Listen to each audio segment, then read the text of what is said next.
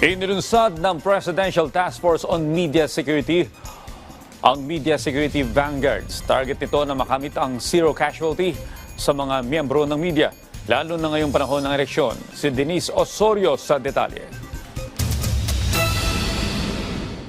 Matapos ang 2 dekada, sinabi ng Presidential Communication Office na walang namatay na mamamahayag simula noong 2024 sa ilalim ng administrasyon ni Pangulong Ferdinand R. Marcos Jr. Sinabi ng PCO na magpapatuloy ang kaligtasan ng mga mamamahayag lalo na ngayong eleksyon. Kaya inilunsad ang Media Security Vanguards ng Presidential Task Force on Media Security o PT-FOMS. Ang target, zero casualty sa media. Mga media personnel. At iyan po ay tinitiyak po natin, susubukan po natin na ituloy-tuloy yung record na yan. Na kahit na eleksyon, may tatakbuhan ng ating mga media personnel na mga media vanguards para magsumbong, magsabi na hinaharas kami. At kami naman po handa kaagad tumugon. Ayon pa kay Ruiz na isa ring dating mamamahayag, mahalaga ang papel ng media sa isang demokratikong lipunan. Press freedom is not just a constitutional right, it is a necessary foundation for transparency and accountability in a democratic society. Pero hindi lang malayang pamamahayag ang gustong protektahan ng PT-FOMS. Nakikiisa rin ng PT-FOMS laban sa fake news. Kaya sa amin, we will try to shed light on lies, yung mga mamaling balita, kaagad naming aaksyonan.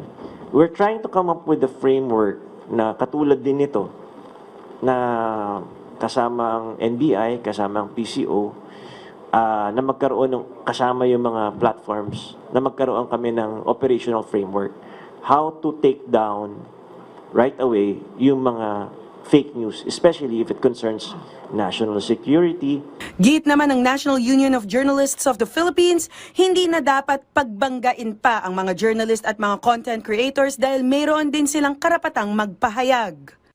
Ang siguro pwede nating pagtulungan, pagkaisahan, ay yung paglinis ng media landscape sa mga propagandists talaga. Kasi meron naman din talagang, let's say, vloggers or bloggers na hindi mo naman masasabi na public service talaga yung ginagawa nila or whether or na ang aim talaga nila ay magbigay ng tamang information sa public, no? Usually politically charged ito.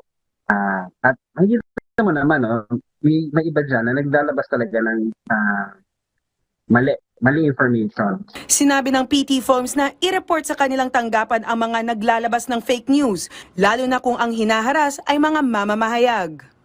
When you're under attack, pwede kayong mag-report sa PT-FOMS at tutulungan po namin kayo kung gusto niyo mag-file ng kaso o ipatawag kung sino man yung nag-violate sa inyong mga karapatan or gustong kayong takutin or i-threaten yung mga buhay ninyo.